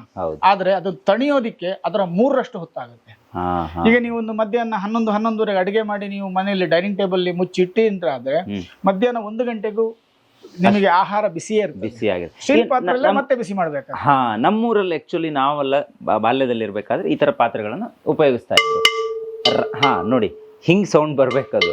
ಆಕ್ಚುಲಿ ನಾವು ನಮ್ಮಲ್ಲಿ ಯಾವ ಫ್ರಿಡ್ಜ್ಗಳು ಕೂಡ ಇರ್ಲಿಲ್ಲ. ನಮ್ಮ ಬಾಲ್ಯದಲ್ಲಿ ನಮ್ಮ ಮನೆಯಲ್ಲಿ ಕರೆಂಟು ಇರಲಿಲ್ಲ, ಫ್ರಿಡ್ಜು ಇರ್ಲಿಲ್ಲ. ಆದ್ರೂ ಕೂಡ ನಮಗೆ ಬಹಳ ರುಚಿ ಆಗೋದು, ಆಮೇಲೆ ರಾತ್ರಿ ಇಟ್ಟಿದ್ದು ಬೆಳಿಗ್ಗೆ ತನಕ ಹಾಳಾಗದೆ ಇರುವಂತದ್ದು ಅವತ್ತಿನ ಕಾಲದಲ್ಲಿ ನಾವು ಅದನ್ನ ನೋಡಿದೀವಿ. ಈಗ 2-3 ಗಂಟೆಗೆ ಹಾಳಾಗತ್ತೆ, ಫ್ರಿಡ್ಜ್ ಅಲ್ಲಿ ಇಡಬೇಕು ಇಲ್ಲಾಂದ್ರೆ ಹಾಳಾಗತ್ತೆ ಅನ್ನುವಂತ ಹೊಸ ಒಂದಿಷ್ಟು ಪ್ರಬಂಧಕ್ಕೂ ನಮ್ಮನ್ನ ನಾವು ಒಡ್ಕೊಂಡ್ ಬಿಟ್ಟಿದೀವಿ, ಏನೂ ಮಾಡೋದಕ್ಕಿಲ್ಲ. ಸೊ ಅವೆಲ್ಲ ಇನ್ಮೇಲೆ ಏನಾದ್ರು ತಪ್ಪಿಸ್ಬೇಕು ಅಂತ ಹೇಳಿದ್ರೆ ಈ ತರದ ಮಡ್ ಪಾಟ್ಸ್ ಗಳನ್ನ ಯೂಸ್ ಮಾಡಬೇಕು ಅಲ್ವಾ? ಈಗ ಮೊದ್ಲಿನ ಕಾಲದಲ್ಲಿ ನೀವು ಹೇಳ್ದಂಗೆ ನನಗೂ ಸರಿ ನೆನಪಿದೆ. ಈ ರಾತ್ರಿ ಊಟ ಎಲ್ಲ ಆದ್ಮೇಲೆ ಉಳಿದಿರೋ ಅನ್ನನ ಮಣ್ಣಿನ ಪಾತ್ರೆಯಲ್ಲಿ ಅಥವಾ ಪದಾರ್ಥಗಳನ್ನ ಸಾಂಬಾರು ಇತ್ಯಾದಿಗಳು ಅದರಲ್ಲೇ ಇಟ್ರೆ ನೆಕ್ಸ್ಟ್ ಡೇಗೆ ಅದು ರುಚಿನೂ ಜಾಸ್ತಿ ಆಗ್ತಾ ಇತ್ತು. ಹೌದು, ಹಾಗೇನು ಕೆಡ್ತಾನೂ ಇರ್ಲಿಲ್ಲ. ಕರೆಕ್ಟ್. ಇದು ಖಂಡಿತವಾಗ್ಲೂ ವರ್ಕ್ ಆಗ್ತದೆ, ಇವತ್ತಿಗೂ ವರ್ಕ್ ಆಗ್ತದೆ. ನೋಡಿ, ಇಲ್ಲಿ ಒಳಗಡೆ ಬಂದ್ರೆ ಇಲ್ಲೆಲ್ಲ ತುಂಬಾ ಇದೆ. ನಿಮ್ಗೆ ಅಲಂಕಾರಿಕವಾಗಿ ಕೆಲವೊಂದು ಐಟಮ್ಗಳು ಬೇಕು ಅಂದ್ರೂ ಕೂಡ ಇದೆ. ಇನ್ನು ದೀಪ ಇರ್ಬೋದು ಅಥವಾ ಹೂಜಿಗಳಿರ್ಬೋದು, ಇನ್ನು ಡಿಫ್ರೆಂಟ್ ಆಗಿರುವಂತಹ ತಟ್ಟೆಗಳು, ಪಾಟ್ಗಳು ಎಲ್ಲವೂ ಕೂಡ ಇಲ್ಲಿ ಸಿಗುತ್ತೆ. ಬನ್ನಿ ಈ ಕಡೆಯಿಂದ ಒಂದು ಕಂಪ್ಲೀಟ್ ಪ್ರೋಸೆಸ್ ಅನ್ನ ತೋರ್ಸೋಣ ಸರ್. ಅಷ್ಟು ಮಾತ್ರ ಅಲ್ಲ ಸರ್, ಎಸ್ ಸರ್, ನಿಮಗೆ ಈ ತರದ್ದು ಬೇಕು ಅಂತ ಹೇಳಿದ್ರೆ ನಾವು ಮಾಡ್ಕೊಡ್ತೀವಿ. ಇಂಥದ್ದು ಬೇಕು ಅಂದ್ರೆ ನೀವು ಮಾಡ್ಕೊಡ್ತೀವಿ. ನೀವು ಒಂದು ಮಿನಿಮಮ್ ಒಂದು 30-35 ವರ್ಷ ಈ ಫೀಲ್ಡ್ ಅಲ್ಲಿ ಪಳಗಿದ್ದೀರ ಅನ್ನೋದು ಗೊತ್ತು ನಂಗೆ. 30 ವರ್ಷ ಆಗಿದೆ. ಸೊ 30 ವರ್ಷದಿಂದ ಹಿಂದೆಯಿಂದಲೂ ಇದೇ ಜರ್ನಿಲ್ ಬಂದ್ರ ಅಥವಾ ಬೇರೆ ಏನಾದ್ರು ವರ್ಕ್ ಮಾಡ್ಕೊಂಡು ಇಲ್ಲಿಗೆ ಬಂದ್ರ ಅನ್ನೋದು ಒಂದು ಬೇಕು. ದೊಡ್ಡ ಕತೆ ಸರ್. ಎಸ್ ನೋಡಿ, ಇಲ್ಲಿ ನೋಡಿ ಎಷ್ಟು ಚೆನ್ನಾಗಿದೆ ನೋಡಿ. ಈ ಪಾಟ್ಗಳನ್ನೆಲ್ಲ ನೋಡ್ರೆ ಮನೆಗೆ ತಗೊಂಡೋಗೋಣ ಅನ್ಸುತ್ತೆ, ಅಷ್ಟು ಚೆನ್ನಾಗಿದೆ. ಓಕೆ, ಇವ್ರ ಜರ್ನಿಯನ್ನ ತಿಳ್ಕೊಂತ ಈ ಪ್ರೋಸೆಸ್ ಅನ್ನ ನಾವು ಕಂಟಿನ್ಯೂ ಮಾಡೋಣ. ಸರ್, ಏನ್ ನಿಮ್ ಕತೆ ಏನು, ಎಲ್ಲಿಂದ ಶುರು ಆಯ್ತು ಅಂತ? ಹೆಂಗ್ ಬಂದ್ರಿ ನೀವು ಈ ಫೀಲ್ಡ್ಗೆ ಅಂತ? ಸರ್, ಅದು ಆಕ್ಚುಲಿ ನಾನು ಈ ಗಡಿನಾಡ ಭಾಗದ ಕುಂಬಳೆ ಅಂತ ಇದೆ, ಕಾಸರಗೋಡು ತಾಲೂಕು ಕುಂಬಳೆ. ಕುಂಬಳೆಯಲ್ಲಿ ಧರ್ಮತಡ್ಕ ಅಂತ ಒಂದು ಸಣ್ಣ ಪುಟ್ಟ ಹಳ್ಳಿ. ಸೊ ಆ ಹಳ್ಳಿಯಲ್ಲಿ ನಾನು ಬೆಳೆದವನು. ನನ್ನ ಪ್ರಾಥಮಿಕ ಶಿಕ್ಷಣ ಕನ್ನಡ ಮಾಧ್ಯಮ, 10ನೇ ಕ್ಲಾಸ್ ತನಕ ಧರ್ಮತಡ್ಕ ಶಾಲೆ, ಅಂದ್ರೆ ಶ್ರೀ ದುರ್ಗಾ ಪರಮೇಶ್ವರಿ ಹೈಸ್ಕೂಲ್ ಅಂತ ಹೇಳೋದು ಅದನ್ನ. ಆ ಶಾಲೆಯಲ್ಲಿ 10ನೇ ತಾರೀಕು ತನಕ ಮುಗಿಸಿ ಆಮೇಲೆ ಬ್ಯಾಚುಲರ್ ಆಫ್ ಫೈನ್ ಆರ್ಟ್ಸ್ಗೆ ಬ್ಯಾಂಗ್ಳೂರಿಗೆ ಬಂದವನು. ಅಂದ್ರೆ ಅವಾಗ ಕಾಲವು ಹಾಗಿತ್ತು ಹೇಳಿ, ಈಗಲ್ಲ 88-89 ನಾನು ಮಾತಾಡ್ತೀನಿ. ಮನೆಯಲ್ಲೂ ಸಾಕಷ್ಟು ಆರ್ಥಿಕವಾಗಿ ಸ್ವಲ್ಪ ಕಷ್ಟಗಳಿದ್ವು. ಅಂದ್ರೆ ಮಕ್ಕಳಿಗೆ ಬೇಕಾದ ಹಾಗೆ ಬೇಕಾದ ಎಜುಕೇಶನ್ ಕೊಡಿಸುವಷ್ಟು ಸಾಮರ್ಥ್ಯ ನಮ್ಮ ಪರಿಸ್ಥಿತಿ ನಮ್ಮಲ್ಲಿ ಇರ್ಲಿಲ್ಲ. ಬಟ್ ಅಂತೂ ಬೆಂಗಳೂರಿಗೆ ಬಂದ್ವಿ. ನನಗೆ ಕೊನೆಯಲ್ಲಿ ಒಂದು 10th ಕೊನೆಗಾಗುವಾಗ ಈ ಆರ್ಟ್ ಬಗ್ಗೆ, ಡ್ರಾಯಿಂಗು, ಚಿತ್ರ ಬಿಡಿಸೋದು ಈ ತರ ಬಗ್ಗೆ ಎಲ್ಲ ತುಂಬಾ ಜಾಸ್ತಿ ಹುಚ್ಚು ಬಂತು. ನಮಗೆ ನಾಗೇಶ್ ಮಾಸ್ಟರ್ ಅಂತ ಒಬ್ರು ಡ್ರಾಯಿಂಗ್ ಟೀಚರ್ ಆ ವರ್ಷ ಜಾಯಿನ್ ಆಗಿದ್ರು. So some I got inspired. ಅವ್ರಕ್ಕೇನೇನೋ ಕೆಲಸ ಮಾಡ್ತಾ ಇದ್ರು ನೋಡಿ ತುಂಬಾ ಇಷ್ಟ ಆಯ್ತು. ಹಾಗೆ ಅದ್ರ ಬಗ್ಗೆ ಸ್ವಲ್ಪ ಆಸಕ್ತಿ ಬೆಳೆಸ್ಕೊಂಡು ಅವರು ಒಳ್ಳೆ ಗೈಡೆನ್ಸ್ ಕೊಟ್ರು ನನಗೆ. ಸೊ ಹಾಗಾಗಿ 10th ಮುಗಿದ ಮೇಲೆ 10th ಅಲ್ಲಿ ಏನು ನಾನಲ್ಲ ಅಂತೂ ನಮ್ಮ ಇವರು ಅಧ್ಯಾಪಕರೆಲ್ಲ ಏನ್ ನಿರೀಕ್ಷೆ ಮಾಡಿದ್ರು ಅಷ್ಟೇನು ಮಾರ್ಕ್ ದೊಡ್ಡ ಪಡೆದವನಲ್ಲ ನಾನು. ಸ್ವಲ್ಪ ಕಡಿಮೆನೇ ಇತ್ತು, ಅಲ್ಲಿ ಬೈಗಳನ್ನೇ ತಿಂದಿದ್ದು. ಅಂತೂ ಇನ್ ಫ್ಯೂಚರ್ ಅಲ್ಲಿ ಏನಾದ್ರು ಮಾಡೋದಿದ್ರೆ ನಾನು ಈ ಕಲೆಗೆ ಸಂಬಂಧಪಟ್ಟೆ ಮಾಡೋದು ಹೇಳುವಂತದ್ದು ನಿರ್ಧಾರ ಮಾಡಿ, ಅದು ಎಷ್ಟು ಹೇಗೆ ಆಗ್ಲಿ I want to become an artist. ಅದು ನನ್ನ ಗೋಲ್ ಆವಾಗ ಫಿಕ್ಸ್ ಮಾಡ್ಕೊಂಡೆ ನಾನು. ಸೊ ಹಾಗಾಗಿ ಬೆಂಗಳೂರಿಗೆ ಬಂದೆ. ಬೆಂಗಳೂರಿಗೆ ಬಂದು ಚಿತ್ರಕಲಾ ಪರಿಷತ್ತು it's one of the most ಇದು ಏನು ಹೇಳ್ತಾರೆ ವೆರಿ ರಿನೌಂಡ್ ಇನ್ಸ್ಟಿಟ್ಯೂಷನ್ ಇನ್ ಆರ್ಟ್ ಫೀಲ್ಡ್. ಸೊ ಅದರಲ್ಲಿ ಒಂದು ಸೀಟು ತಗೊಳ್ಳೋದು ಅಂದ್ರೆ ಬಹಳ ಕಷ್ಟ. ಅದು ಹಳ್ಳಿ ಹುಡುಗ, ಇಂಗ್ಲಿಷ್ ಬರಲ್ಲ, ಇಲ್ಲಿಯವರ ಜೊತೆಗೆ ಕಾಂಪೀಟ್ ಮಾಡಿ ತಗೊಳ್ಳೋದು ಕಷ್ಟ. ಸೊ ಈ ತರ ಪರಿಸ್ಥಿತಿಯಲ್ಲಿ ಸಿಗೋದು ಹೇಗೆ ಅಂತಲೇ ಇತ್ತು ನನಗೆ. ಹಾಗೆ ಅಂದ್ರೆ ಅಂತ ಫೈನ್ ಆರ್ಟ್ಸ್ ಕಾಲೇಜಲ್ಲಿ ನಮಗೆ ಸೀಟ್ ಸಿಗುತ್ತೋ ಇಲ್ವೋ ಈ ತರ ಎಲ್ಲ ಭಯ ಇತ್ತು.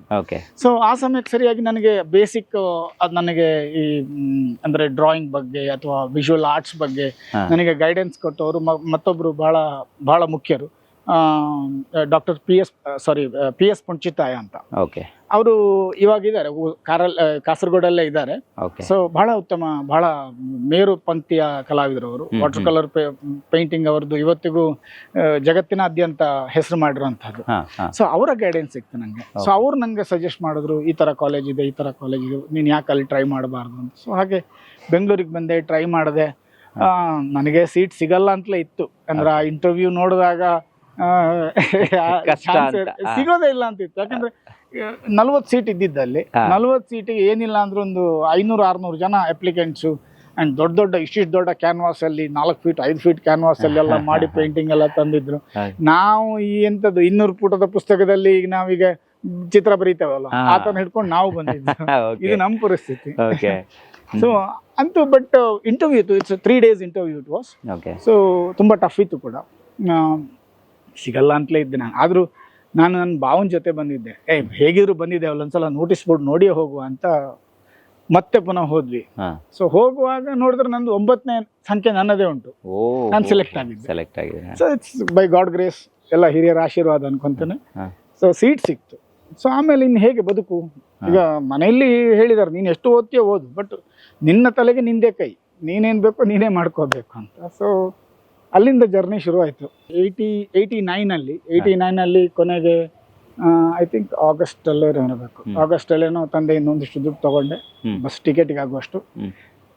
ಅಲ್ಲಿಂದ ಬೆಂಗಳೂರಿಗೆ ಬಂದೆ. ಹಾಗೆ ಬಂದವನು ಅಫ್ಕೋರ್ಸ್ ಬೆಸ್ಟ್ ಅಂತ ಗೊತ್ತುಂಟು ಯಾರಿಗಾದ್ರೂ ಅಷ್ಟೇ, ಆ ಕಷ್ಟ ಇದ್ರೆ ಹೋಟೆಲ್ಗೆ ಸೇರ್ಕೊಳ್ಳೋದು. ಹೌದು, ಊಟ ಸಿಗುತ್ತೆ, ಮಲ್ಕೊಳಕ್ಕೆ ಜಾಗ ಸಿಗುತ್ತೆ, ಐಷಾರಾಮಿ ಸಿಗಲ್ಲ, ಮಲ್ಕೊಳಕ್ಕೆ ಒಂದು ಜಾಗ ಸಿಗುತ್ತೆ, ಒಂದು ಗೋಣಿ ಹಾಕಿ ಮಲ್ಕೋಬಹುದು. ಸೊ ಹಾಗಾಗಿ ಫಸ್ಟಿಗೆ ನಂದು ಅದೇ ಪ್ಲಾಟ್ಫಾರ್ಮ್ ಆಗಿತ್ತು. ಸೊ ಅಲ್ಲಿಂದಲೇ ಪ್ರಾರಂಭ ಆಯ್ತು ಜೀವನ. ಸೊ ಹಾಗೆ ಆಗಿ ನಾನು ಅಂದ್ರೆ ಐ ಕ್ಯಾನ್ ಲೈಕ್ ಮಧ್ಯಾಹ್ನ ಮೇಲೆ ಕಾಲೇಜ್ ಮುಗಿದ ಮೇಲೆ ಕೆಲಸ ಮಾಡೋದು, ಬೆಳಗ್ಗೆ ಫಸ್ಟ್ ಅವರ್ಸ್ ಅಲ್ಲಿ ಕೆಲಸ ಮಾಡೋದು, ಐ ಮೀನ್ ಬೆಳಗಿನ 4 ಗಂಟೆಯಿಂದ ಈ ತರ ಬೇರೆ ಬೇರೆ ಕೆಲಸಗಳನ್ನು ಮಾಡಿ ಜೊತೆಗೆ ಡಿಗ್ರಿ ಆಯಿತು. 5 ವರ್ಷದ ಡಿಗ್ರಿ ಹಾಗೆ ಮುಗಿದೋಯ್ತು. ಓಕೆ. ಸೊ BFA ಇನ್ ಫೈನ್ ಆರ್ಟ್ಸ್ ಗ್ರಾಜ್ಯುಯೇಷನ್ ಆಯಿತು. ಸೊ ನಂದು ಮ್ಯೂರಲ್ ಮತ್ತು ಪೇಂಟಿಂಗ್, ಅಂದರೆ ಪೇಂಟಿಂಗ್ ಸಬ್ಜೆಕ್ಟು, ಅದರಲ್ಲಿ ಮ್ಯೂರಲ್ ಹೇಳುವಂಥದ್ದು ನನ್ನ ತುಂಬ ಆಸಕ್ತಿಯ ವಿಷಯ ಆಗಿದೆ. ಸೊ ಆಗ ಟೆರಕೋಟಾ ಮ್ಯೂರಲು ಅದರಲ್ಲೂ ನನಗೆ ಫೇವರೇಟು. ಯಾಕೆ ಅಂತಂದ್ರೆ ಆಗ ಮಣ್ಣಿಗೆ ರೇಟ್ ಕಮ್ಮಿ ಇತ್ತು, ಸುಲಭದಲ್ಲಿ ಮಾಡೋಕ್ಕಾಗ್ತದೆ, ನಮ್ಮ ಬಜೆಟ್ಗೆ ಸೂಟ್ ಆಗ್ತದೆ. ಒಂದದು. ಇನ್ನೊಂದು ನನಗೆ ಮಣ್ಣಲ್ಲಿ ಅಂದ್ರೆ ಮೊದಲಿಂದಲೇ ಒಂದು ಲೈಕ್ ತುಡಿತ ಅದು ಅದ್ರ ಬಗ್ಗೆ ಒಂದು ಇಷ್ಟ ಯಾವತ್ತೂ ಹೆಚ್ಚು. ನನಗೆ ಈಗಲೂ ನೆನಪಿದೆ, ನಾನು 9ನೇ ಕ್ಲಾಸಲ್ಲಿ ಇದ್ದಾಗ ಕ್ಲೇ ಮಾಡಲಿಂಗ್ ಅಂತ ನಮಗೊಂದು ಕಾಂಪಿಟೇಷನ್ ಇತ್ತು, ಈಗಲೂ ಇದೆ ಅದು. ಸೊ ನಾನು ಆವಾಗ ಒಂದು ಕೃಷ್ಣನ ಮೂರ್ತಿ ಇಷ್ಟು ದೊಡ್ಡದು, ನಾನು ಒಬ್ಬನೇ, ನನಗೆ ಯಾರು ಆ ಟೈಮಲ್ಲಿ ಯಾವುದೇ ಗುರುಗಳಿರಲಿಲ್ಲ, ಏಕಲವ್ಯ ಅಂತರ. ನಾನು ಎಲ್ಲೋ ಒಂದು ಕುಂಬಾರರ ಬೀದಿಗೆ ಹೋಗಿ ಒಂದು 5-6 ಕಿಲೋಮೀಟರ್ ನಡ್ಕೊಂಡು ಹೋಗಿ ಅಲ್ಲಿಂದ ಮಣ್ಣು ತಗೊಂಬಂದು ನಾನು ಎಲ್ಲ ಮಾಡಿದ್ದೆ. ಸೊ ಆ ಮಣ್ಣಿನ ಬಗ್ಗೆ ಅಷ್ಟೊಂದು ಮೊದಲಿಂದಲೇ ಒಂದು ಯಾಕೋ ಒಂದು ಹೆಚ್ಚು ಇದಿತ್ತು, ಸಂಪರ್ಕ ಇದ್ದ ಹಾಗಿತ್ತು ನನಗೆ. ಸೊ ಹಾಗಾಗಿ ಟೆರಕೋಟದಲ್ಲಿ ಅಂದ್ರೆ ಮಣ್ಣಲ್ಲಿ ಮ್ಯೂರಲ್ಸ್ ಮಾಡೋಕೆ ಶುರು ಮಾಡಿದೆ. ಸೊ ಮಣ್ಣಲ್ಲಿ ಮ್ಯೂರಲ್ ಶುರು ಮಾಡಿ ಅದ್ರ ಜೊತೆಗೆ ಐ ಮೀನ್ ನಂದು ಗ್ರಾಜುಯೇಷನ್ ಮುಗಿದ ಮೇಲೆ ಸಿರಾಮಿಕ್ಸ್ ಅಲ್ಲಿ ಹೈಯರ್ ಸ್ಟಡೀಸ್ ಮಾಡಿದೆ. ರೀಜನಲ್ ಟೆಕ್ನಿಕಲ್ ಡೆವಲಪ್ಮೆಂಟ್ ಸೆಂಟರ್ ಅಂತಿದೆ ಗೌರ್ಮೆಂಟ್ ಆಫ್ ಇಂಡಿಯಾದ್ದು. ಸೊ ಅದರಲ್ಲಿ ನನಗೆ ಸೀಟ್ ಸಿಕ್ತು. ಸೊ ಅದಲ್ಲಿ ಮಾಡಿದೆ. ಸೊ ಅದಾದಮೇಲೆ ಕೆಲವು ಸ್ಪೆಷಲ್ ಟ್ರೈನಿಂಗ್ಸ್ಗಳನ್ನು ಸಿರಾಮಿಕ್ಸಲ್ಲಿ ಮಾಡಿದೆ. ಸೊ ಇದೇನಾಯಿತು ಅಂದರೆ, ಒಂದು ಸಿರಾಮಿಕ್ಕಲ್ಲಿ ಒಂದಿಷ್ಟು ಸ್ವಲ್ಪ ನಾಲೆಜು, ಆರ್ಟ್ ಬ್ಯಾಕ್ಗ್ರೌಂಡು, ಇದು ಎರಡೂ ಸೇರಿಕೊಂಡು ಹೊಸದಾದಂತಹ ಒಂದು ಕಲಾ ಮಾಧ್ಯಮದ ಸೃಷ್ಟಿಗೆ ಇದು ಅನುಕೂಲ ಆಯಿತು ನನಗೆ. ಸೊ ಹಾಗಾಗಿ ಟೆರಕೋಟಾ ಮ್ಯೂರಲ್ಲು ನನಗೂ ಫೇವರೇಟ್ ಆಯಿತು. ಅದು ನನಗೊಂದಿಷ್ಟು ಸ್ವಲ್ಪ ಅಲ್ಲಿ ಇಲ್ಲಿ ಸ್ವಲ್ಪ ಹೆಸರು ತಂದ್ಕೊಡ್ತು. ಈಗ ನಿಮ್ಮ ಎದುರುಗಡೆ ಒಂದು ಬಿಗ್ ಚಾಲೆಂಜ್ ಇರಬಹುದು ಅಂತ ನಾನು ಅನ್ಕೊಂತೀನಿ. ಏನಂದ್ರೆ, ನಮ್ಮ ಹಿರಿಯವರೆಲ್ಲ ಸೌದೆ ಒಲೆಯನ್ನ ಯೂಸ್ ಮಾಡ್ತಾ ಇದ್ರು. ಸೊ ಬೆಂಕಿ ಅಗಾಧವಾಗಿ ಪ್ರಭೆ ಬೀರೋದು, ಮಣ್ಣಿನ ಮಡಕೆ ಕರೆಕ್ಟ್ ಸೂಟೇಬಲ್ ಆಗ್ತಿತ್ತು. ನಾವು ಸಿಟಿಗೆ ಬಂದಾಗ ನಮಗೆ ಇಲ್ಲಿ ಗ್ಯಾಸ್ ಒಲೆಗಳೇ ಜಾಸ್ತಿ ಇರೋದು. ಸೊ ಒಂದೇ ಕಡೆ ಕುದಿಯುತ್ತೆ, ಹೀಟ್ ಆಗೋದು ಪ್ರಾಬ್ಲಮ್ ಇರಬಹುದು, ಅಥವಾ ಸ್ಪ್ರೆಡ್ ಆಗೋದು ಪ್ರಾಬ್ಲಮ್ ಇರಬಹುದು. ಇದನ್ನ ನೀವು ಎದುರಿಸಿರಬಹುದು ಅನ್ನೋದು ನನ್ನ ಒಂದು ಮನೋಭಿಲಾಷೆ ಸರ್. ಅಲ್ಲಿ ಹೆಂಗೆ ನೀವು 15 ವರ್ಷದ ಹಿಂದೆ ನಾನು ಈ ಪಾಟ್ರಿನ, ಐ ಮೀನ್ ಪಾಟ್ರಿ ಮೊದಲು ಮಾಡ್ತಾ ಇದ್ದಿಲ್ಲ ಅಂತಲ್ಲ, ಹಾಗೇಳಿ ಅಡುಗೆ ಮಾಡುವ ಪಾಟ್ರಿ ಲೈಕ್ ಪಾತ್ರೆಗಳು, ಇದನ್ನ ಮಾಡುವಂತಹ ಸಂದರ್ಭದಲ್ಲಿ ನನಗಿದ್ದಂತಹ ದೊಡ್ಡ ಚಾಲೆಂಜೇ ಅದು. ಯಾಕೆ ಅಂತ ಹೇಳಿದ್ರೆ, ನೀವು ಹೇಳಿದಾಗೆ ಈಗ ನಮ್ಮ ಹಿರಿಯರ ಕಾಲದಲ್ಲಿ ಗ್ಯಾಸ್ ಇರ್ಲಿಲ್ಲ, ಒಲೆ ಇತ್ತು, ಸೌದೆ ಇದ್ದಾಗ ಸೌದೆಯ ಬೆಂಕಿ ಎಲ್ಲಾ ಕಡೆ ಹರಡ್ಕೊಳ್ತದೆ. ಕರೆಕ್ಟ್. ಈಗ ಗಾಳಿ ಒಂದ್ ಕಡೆ ಬಂದ್ರೆ ಇನ್ನೊಂದ್ ಕಡೆಗೆ ನಾಲಿಗೆ ಹೋಗ್ತದೆ. ಸೊ ಅದು ಈಕ್ವಲ್ ಆಗಿ ಸ್ಪ್ರೆಡ್ ಆಗ್ತದೆ ಆಲ್ಮೋಸ್ಟ್. ಕರೆಕ್ಟ್.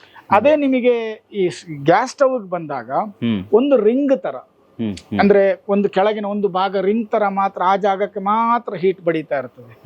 ಆಗ ಅದು ಒಡೆದು ಹೋಗುವಂತಹ, ಡ್ಯಾಮೇಜ್ ಆಗುವಂತಹ ಚಾನ್ಸಸ್ ಜಾಸ್ತಿ. ಈ ಕಾರಣವೂ ಹೌದು, ನಮ್ಮ ಮಡಿಕೆಯ ಬಳಕೆ ಕಮ್ಮಿ ಆಗುವುದಕ್ಕೆ ಒಂದು ಕಾರಣ ಅದು ಹೌದು. ಯಾಕೆಂದ್ರೆ ಮೊದಲು ಒಲೆ ಇತ್ತು, ಒಲೆಯಿಂದ ನಾವು ಗ್ಯಾಸಿಗೆ ಬಂದಾಗ ಒಡೆದೋಗುವಂಥದ್ದು ಒಂದು. ಇನ್ನೊಂದು, ಇದರನ್ನ ಹ್ಯಾಂಡಲ್ ಮಾಡೋದಿಕ್ಕೆ ಅಂದ್ರೆ ತೊಳಿಯೋದಿಕ್ಕೆ, ಎತ್ತಿಡೋದಿಕ್ಕೆ ಕಷ್ಟ ಆಗ್ತದೆ. ಈಗ ಅಲ್ಯೂಮಿನಿಯಂ ಪಾತ್ರ, ಸ್ಟೀಲ್ ಪಾತ್ರೆ ಎತ್ತಿ ಬಿಸಾಡಿ ಏನಾಗುದಿಲ್ಲ. ಸೊ ಇದು ಆದ್ರೆ ಸ್ವಲ್ಪ ಕಷ್ಟ ಆಗ್ತದೆ. ಸೊ ಈ 2-3 ಕಾರಣಗಳಿಂದ ಮಣ್ಣಿನ ಪಾತ್ರೆ ಬಳಕೆ ಕಮ್ಮಿ ಆಯ್ತು. ಸೊ ಎಷ್ಟೋ ಕುಂಬಾರ ಫ್ಯಾಮಿಲಿಗಳು ಕೆಲಸವನ್ನೇ ವೃತ್ತಿಯನ್ನೇ ನಿಲ್ಲಿಸಿದ್ರು. ಅದಕ್ಕೋಸ್ಕರ ನೋಡಿ, ಈಗ ಇನ್ನೊಂದು ನೆಕ್ಸ್ಟ್ ಜನರೇಷನ್ ಇನ್ನು ಬರ್ಬೇಕಷ್ಟೇ. ಈಗ ನನ್ನ ಜನರೇಷನ್ಗೆ ಕಂಪೇರ್ ಮಾಡಿದ್ರೆ ಈ ಟೈಮಲ್ಲಿ ಯಾರು ಕುಂಬಾರಿಕೆ ಮಾಡುವವರಿಲ್ಲ. ಒಂದೋ ಇದ್ರೆ ತುಂಬಾ ಹಳಬರು, ಅವರ ಮಕ್ಕಳು ಕುಂಬಾರಿಕೆಯನ್ನು ಬಿಟ್ಟು ಬೇರೆ ಕಸುಬಿಗೆ ಹೋಗಿದ್ದಾರೆ. ಯಾಕೆಂದ್ರೆ ಅವರಿಗೆ ಈಗ ಫೈನಲಿ ಈಗ ಮಾಡಿರೋ ಕೆಲಸ ಮಾರ್ಕೆಟಲ್ಲಿ ಸೇಲ್ ಆಗ್ಬೇಕಲ್ವಾ, ಅದರಿಂದಾಗಿ ದುಡ್ಡು ಬರಬೇಕು ಅವನಿಗೆ. ಅದಿಲ್ಲದೆ ಆಗೋಯ್ತು, ಯಾರಿಗೂ ಬೇಡ ಮಣ್ಣಿನ ಪಾತ್ರೆ. ಅದರಿಂದಾಗಿ ಆ ಇದುವೇ ವೃತ್ತಿಯೇ ಆಲ್ಮೋಸ್ಟ್ ಕೊನೆಗೆ ಬಂತು. ಈಗ ಇತ್ತೀಚೆಗೆ ಇದೊಂದು ಹ್ಯಾಂಡಿಕ್ರಾಫ್ಟ್ ಇದಕ್ಕೆ ಸಂಬಂಧಪಟ್ಟು ಸೇರ್ಕೊಂಡು ಒಂದಿಷ್ಟು ಜನ ಪ್ರೋತ್ಸಾಹ ಸೊಸೈಟಿಯಿಂದ ಸಿಕ್ತು, ಗೌರ್ಮೆಂಟ್ ಇಂದ ಸಿಕ್ತು, ಕೆಲವು ಜನ ಗುರುತಿಸೋಕೆ ಶುರು ಮಾಡಿದ್ರು. ಸೊ ಇದರಿಂದಾಗಿ ಎಷ್ಟೋ ಜನ ಈಗಿನ ಜನರು ಕಲಿಯೋದಕ್ಕೆ ಇಷ್ಟಪಡ್ತಾರೆ. ಕರೆಕ್ಟ್. ನೀವು ಹೇಗೆ ಸರ್, ಈಗ ಒಂದು ಪಾತ್ರೆಯ ತಳಭಾಗ ಆದ್ರೂ ಅದು ಕೂಡ ನಾನು ಈಗಾಗಲೇ ಕೇಳಿರೋ ಹಾಗೆ ನಮ್ಮ ಒಂದು ಗ್ಯಾಸ್ ಸ್ಟವ್ಗೂ ಅದು ಸೂಟೇಬಲ್ ಆಗಬೇಕು ಅನ್ನೋ ರೀತಿ ಪಾತ್ರೆನ ಹೆಂಗ್ ಕಂಡು ಹಿಡ್ಕೊಂಡ್ರಿ ಅಂತ? ಸರ್ ಸಿಂಪಲ್ ಸರ್, ಇದು ಅಫ್ಕೋರ್ಸ್ ಇದು ಟ್ರಯಲ್ ಅಂಡ್ ಎರರ್. ಸುಮಾರು ಒಂದು 2.5-3 ವರ್ಷ ನಾನು ಇದರಲ್ಲಿ ಒದ್ದಾಡಿದ್ದೇನೆ, ಬೆರಳು ಸುಟ್ಕೊಂಡಿದ್ದೇನೆ, ಓಡಾಡಿದ್ದೇನೆ ಈ ವಿಷಯದಲ್ಲಿ. ಏನಾಗ್ತದೆ ಅಂತಂದ್ರೆ ಸರ್, ಒಂದು ಮುಖ್ಯವಾಗಿ ಅದರ ಟೆಂಪರೇಚರ್.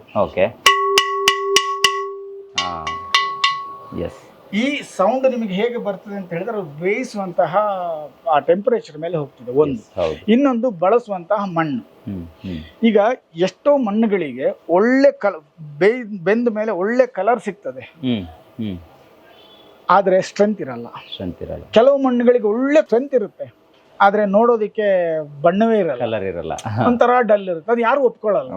ಸೊ ಇದೆಲ್ಲವನ್ನು ಸೇರಿ ನಾವು ಒಂದ್ ಮಾಡಬೇಕು. ಇದು ಎರಡೂ ಇದ್ರೆ ಉಷ್ಣತೆಯನ್ನ ತಡ್ಕೊಳ್ಳುವಂತ ಶಕ್ತಿ ಇರಲ್ಲ. ಸೊ ಇದು 3 ಕಾಂಬಿನೇಷನ್ ಹೌದು. ಯಾಕೆಂದ್ರೆ ನಾನು ಹೇಳ್ದಲ್ಲ, ಈಗ 3-4 ವೆರೈಟಿ ಏನಿದೆ ಅದರಲ್ಲಿ ನಾವು ಬೇರೆ ಬೇರೆ ಮಿಕ್ಸ್ಚರ್ ಗಳನ್ನ ಟ್ರೈ ಮಾಡಿ, ಯಾಕಂದ್ರೆ ಪರ್ಸೆಂಟೇಜ್ ವೈಸ್ ಈಗ 40-40-20 ಅಥವಾ 30-30-40 ಈ ತರ ಬೇರೆ ಬೇರೆ ಇದನ್ನ ಕಾಂಬಿನೇಷನ್ಸ್ ಅನ್ನ ಟ್ರೈ ಮಾಡಿ ಯಾವ್ದು ನಮಗೆ ಸೂಟೇಬಲ್ ಅಂತ ನೋಡ್ಕೊಂಡು ನಾವು ಮಾಡಬೇಕಾಗುತ್ತೆ. ಒಂದದು. ಇನ್ನೊಂದು, ಎಲ್ಲ ಸ್ಥಳದಲ್ಲಿ ಸಿಗುವ ಮಣ್ಣು ಎಲ್ಲಾ ತರ ಇರೋದಿಲ್ಲ. ಈಗ ಇಲ್ಲಿ ಸಿಗುವ ಮಣ್ಣಿಗೂ ಉತ್ತರ ಭಾರತದಲ್ಲಿ ಸಿಗುವ ಮಣ್ಣಿಗೂ ತುಂಬಾ ವ್ಯತ್ಯಾಸ ಇದೆ ಆ ಗುಣಲಕ್ಷಣಗಳಲ್ಲಿ. ಅದನ್ನ ನೀವು ಪ್ರಾಯೋಗಿಕವಾಗಿ ಮಾಡಿ ನೋಡಬೇಕು. ಸೊ ನಾನು ಇದರಲ್ಲಿ ಕಂಡುಕೊಡೋದೇನಂತಂದ್ರೆ ಫೈರ್ ಕ್ಲೇ ಅಂಶ ಏನಿದೆ ಅದನ್ನು ನಾನು ಇದರಲ್ಲಿ ಬಳಸ್ಕೊಳ್ತೇನೆ. ಆದ್ರೆ ಫೈರ್ ಕ್ಲೇ ಫೈರ್ ಆಗೋದಿಕ್ಕೆ ಅಂದ್ರೆ ಅದು ಮೆಚೂರಿಟಿಗೆ ಬರಬೇಕಿದ್ರೆ ಹೈ ಟೆಂಪರೇಚರ್ ಫೈರ್ ಮಾಡಬೇಕಾಗುತ್ತೆ. ಸೊ ಹೈ ಟೆಂಪರೇಚರ್ ಫೈರ್ ಮಾಡಬೇಕಾದ್ರೆ ಅಗೇನ್ ನನ್ನ ಕಾಸ್ಟ್ ಜಾಸ್ತಿ ಆಗುತ್ತೆ. ಸೊ ಇದೆಲ್ಲ ಒಂದಕ್ಕೊಂದು ಸಂಬಂಧ ಇದೆ. ಸೊ ಆ ಕಾಸ್ಟ್ ಜಾಸ್ತಿ ಆಗೋದ್ರಿಂದ ನಮ್ದು ಮಾರ್ಕೆಟ್ ಅಲ್ಲಿ ಒಂದು ಪ್ರೈಸ್ ಒಂದಿಷ್ಟು ಅಂತ ಇರ್ತದೆ, ಆದ್ರೆ ನಾನು ಒಂದು ಪ್ರೀಮಿಯಂ ಪ್ರಾಡಕ್ಟ್ ಅನ್ನ ಸಮಾಜಕ್ಕೆ ಕೊಡ್ಲಿಕ್ಕೆ ಸಾಧ್ಯ ಆಗ್ತದೆ. ಹಾಗಾಗಿ ಈ ಪಾತ್ರೆಗಳು ನಮ್ಮ ಇದರ ಸಂಸ್ಥೆಯ ಏನ್ ಪಾತ್ರೆಗಳಿದೆ ಇವು microwave, OTG, gas stove, electric stove ಇಷ್ಟರಲ್ಲೂ ಬಳಸಬಹುದು. ಎಲ್ಲಾ ಕಡೆನೂ ಬಳಸಬಹುದು. ಒಂದೇ ಪಾತ್ರೆ ಎಲ್ಲಾ ಕಡೆ ಬಳಸಬಹುದು. ಈ ಒಂದೇ ಪಾತ್ರೆನ ತುಂಬಾ ನೀಟ್ ಅಂಡ್ ಕ್ಲೀನ್ ಆಗಿ ಇಟ್ಕೊಂಡ್ರೆ ಸರ್ ಎಷ್ಟು ವರ್ಷ ಬಳಸಬಹುದು ಸರ್? ಅದು ನೀವು ಹೇಗೆ ಹ್ಯಾಂಡಲ್ ಮಾಡ್ತೀರಿ ಅಂತ ಹೇಳಿದ್ರು. ಈಗ ನಮ್ಮಲ್ಲಿ 10-12 ವರ್ಷದಿಂದ ಬಳಸುವಂತ ಪಾತ್ರೆ ಇದೆ. ನನ್ನ ಹೆಂಡತಿ 15 ದಿವಸದಲ್ಲಿ ಒಡೆದಾಕಿದ ಪಾತ್ರೆನೂ ಇದೆ. ಅದು ನೀವು ಹೇಗೆ ಹ್ಯಾಂಡಲ್ ಮಾಡ್ತೀರಿ ಅಂತ ಅದ್ರ ಮೇಲೆ ಡಿಪೆಂಡ್ ಆಗಿದೆ ಒಂದು. ಇನ್ನೊಂದು, ಸಪೋಸ್ ಈಗ ನಾನೇನು ಇದಲ್ಲ ನಂದೇ ಫೈನಲ್ ಅಂತ ಹೇಳ್ತಾ ಇರೋದಲ್ಲ, ಏನಾದ್ರೂ ಮ್ಯಾನುಫ್ಯಾಕ್ಚರಿಂಗ್ ಡಿಫೆಕ್ಟ್ ಇದೆ ಅಂತ ಆದ್ರೆ ಒಂದನೇ ಸಲ ಇಲ್ಲ 2ನೇ ಸಲಕ್ಕೆ ನಿಮ್ಗೆ ಗೊತ್ತಾಗ್ತದೆ, ಒಡೆದೋಗ್ತದೆ, ಬ್ರೇಕ್ ಬರ್ತದೆ. ಅದು 2-3 ಸಲ ತಡ್ಕೊಂತಾದ್ರೆ ಆಮೇಲೆ ಎಷ್ಟು ಸಮಯಕ್ಕೂ ಬರುತ್ತೆ. ಅದ್ರ ಮಧ್ಯೆ ಒಡೆದೋಯ್ತು ಅಂದ್ರೆ ನೀವೇನೋ ಮಾಡಿದಿರಿ ಅಂತ ಅರ್ಥ, ಎಲ್ಲೋ ಕುಕ್ಕಿದಿರಿ, ಎಲ್ಲೋ ತಾಕ್ಸಿದಿರಿ ಅಂತ ಅರ್ಥ, ಎಲ್ಲೋ ಹಾರ್ಡ್ ಆಗಿ ಇಟ್ಟಿದೀವಿ ಅದಿರಬಹುದು. ಆದ್ರೆ ಸಪೋಸ್ ಏನಾದ್ರೂ ಈಗ ಮ್ಯಾನುಫ್ಯಾಕ್ಚರಿಂಗ್ ಅಲ್ಲಿ ಏನಾದ್ರೂ ಪ್ರಾಬ್ಲಮ್ ಬಂದು ನಮಗೆ ನಾವು ಮಾಡೋ ಕ್ರಮ ಸರಿ ಇಲ್ಲದೆ ಆಗಿ ಏನಾದ್ರು ಮಾಡಿದ್ದಿದ್ರೆ ನಿಮಗೆ ಅದು ಪ್ರಾರಂಭದ 1 ಅಥವಾ 2 ಬಳಕೆಯಲ್ಲಿ ಗೊತ್ತಾಗ್ತದೆ. ಅದಕ್ಕೆ ನಾವೇನ್ ಮಾಡಿದ್ದೇವೆ ಕೇಳಿದ್ರೆ 5 ದಿವಸದ ಅನ್ಕಂಡೀಷನಲ್ ವ್ಯಾರಂಟಿ ಕೊಡ್ತಾ ಇದ್ದೇವೆ. ಗ್ರೇಟ್, ಇದು ಗೊತ್ತಿರಲಿಲ್ಲ. ಅಂದ್ರೆ ಅಡಿಗೆ ಪಾತ್ರೆಗೆ ಮಾತ್ರ, ಎಲ್ಲ ಪಾತ್ರೆಗೆ. ಹೇಗೆ ಅದು ಯಾವ ರೀತಿ? ಈಗ ನೀವು ನನ್ನ ಕೈಯಿಂದ ಪಾತ್ರೆ ತಗೊಂಡ್ರಿ ಇವತ್ತು ಅಂತ ಆದ್ರೆ ನಾಳೆಯಿಂದ ಪ್ರಾರಂಭಗೊಂಡು 5 ದಿವಸ ಅಡಿಗೆ ಪಾತ್ರೆಯನ್ನ ನೀವು ಸ್ಟವ್ ಮೇಲೆ ಇಟ್ಟು ಯೂಸ್ ಮಾಡಿ. ದಿವಸಕ್ಕೆ 3 ಸಲ ಬೇಕಾದ್ರೂ ಯೂಸ್ ಮಾಡಿ, ನಾನು ಕೇಳಲ್ಲ. ಏನಾದ್ರೂ ನೀವು ಬಳಸುವಾಗ ಅದರಲ್ಲಿ ಕ್ರಾಕ್ ಆಯ್ತು ಅಥವಾ ಚಿಪ್ ಔಟ್, ಕೆಲವೊಂದ್ಸಲ ಚಪ್ಪೆ ಹಿಂಗೆ ಎದ್ದು ಬರೋದಿದೆ, ಆ ತರ ಆಯ್ತು, ಏನಾರು ನೀರ್ ಲೀಕ್ ಆಯ್ತು ಅಂತ ಆದ್ರೆ ನಾವು ನಿಮಗೆ ಅದೇ ಪಾತ್ರೆಯನ್ನ ನಿಮಗೆ ರಿಪ್ಲೇಸ್ಮೆಂಟ್ ಮಾಡ್ತೇವೆ, ಹೊಸ ಪಾತ್ರೆ ಕೊಡ್ತೇವೆ. ಓಕೆ. ಆದ್ರೆ ಒಂದು ನೀವೇ ಇಲ್ಲಿಗೆ ಬರ್ಬೇಕು, ಓಕೆ. ಇಲ್ಲ ನಿಮ್ಮಲ್ಲಿಗೆ ನಾನು ಕಳಿಸ್ಕೊಡ್ತೇನೆ, ಕಳಿಸ್ಕೊಡುವಂತ ಚಾರ್ಜ್ ನೀವು ಕೊಡಬೇಕು, ಕೊರಿಯರ್ ಚಾರ್ಜ್ ನೀವು ಕೊಡಬೇಕು, ಪಾತ್ರೆ ನಾನು ಫ್ರೀ ಕೊಡ್ತೀನಿ. ಇಲ್ಲ ನೀವು ಯಾರೋ ನಿಮ್ಮ ಡ್ರೈವರ್ ಯಾರೋ ಒಬ್ಬರನ್ನ ಕಳಿಸಿ ಫ್ರೀ ಕೊಡ್ತೀನಿ. ಖಂಡಿತ ಸರ್. ಅದು ಯಾಕೆ ಅಂತಂದ್ರೆ ಈಗ ನೋಡಿ, ನಾನು ಹೇಳೋದಿಷ್ಟೇ, ಎಲ್ಲ ಮಣ್ಣಿಂದೇ ಮಾಡಿರೋದು, ಕೈಯಲ್ಲಿ ಮಾಡಿರೋದು, ಅಲ್ಪ ಸ್ವಲ್ಪ ತಪ್ಪುಗಳು ಬರುದೇ ಇಲ್ಲ ಅಂತ ನಾನು ಹೇಳಲಿಕ್ಕೆ ಆಗುದಿಲ್ಲ. ಒಂದು ಪಕ್ಷ ಬಂದ್ರೆ ಅಂದ್ರೆ 98% ಇಲ್ಲ. ನನ್ನ ಇಷ್ಟು ವರ್ಷದ ಎಕ್ಸ್ಪೀರಿಯನ್ಸ್ ಅಲ್ಲಿ 98% ಯಾವುದೇ ಡ್ಯಾಮೇಜ್ ಆಗುದಿಲ್ಲ. 100ರಲ್ಲಿ 2 ಆಗ್ತದೆ, ಆಗುದಿಲ್ಲ ಅಂತ ಹೇಳೋದಿಲ್ಲ. ಆಯ್ತು ಅಂತ ಆದ್ರೆ 5 ದಿವಸದ ಒಳಗೆ ನಾವು ರಿಪ್ಲೇಸ್ಮೆಂಟ್ ಕೊಡ್ತೇವೆ. 5 ದಿವಸ, 6ನೇ ದಿವಸಕ್ಕಿಲ್ಲ. ಕೆಲವೊಂದ್ಸಲ ಅದು 2 ಉದ್ದೇಶ. ಒಂದೇನು ಅಂತಂದ್ರೆ ಕೆಲವೊಂದ್ ಜನ ತಗೊಂಡು ಹೋಗ್ತಾರೆ, 6 ತಿಂಗಳು ಯೂಸೇ ಮಾಡಲ್ಲ, ಆಮೇಲೆ 7ನೇ ತಿಂಗಳು ತಂದು ಯೂಸ್ ಮಾಡ್ತಾರೆ. ಅವಾಗ ನಾವ್ ಏನೇನು ಇನ್ಸ್ಟ್ರಕ್ಷನ್ ಹೇಳಿರ್ತೇವೆ ಅದೆಲ್ಲ ಮರ್ತೋಗಿರ್ತಾರೆ, ಆಮೇಲೆ ಅದು ಹೊಡೀತು ಅಂತ ಬರ್ತಾರೆ. ಅವಾಗ ನಮಗೆ ಅದು ಲಾಸ್ ಅಲ್ವಾ? ನಾನು ಈಗ 5 ದಿವಸ ಅಂತ ಹೇಳಿದ ಕಾರಣ ತಗೊಂಡೋದ ನೆಕ್ಸ್ಟ್ ಡೇನೆ ನೀವು ಯೂಸ್ ಮಾಡ್ತೀವಿ, ಅದು ಒಳ್ಳೆ. ಸೊ ಅದು ಹಾಗಾದ ಕಾರಣ 5 ದಿವಸದ ವ್ಯಾರಂಟಿ.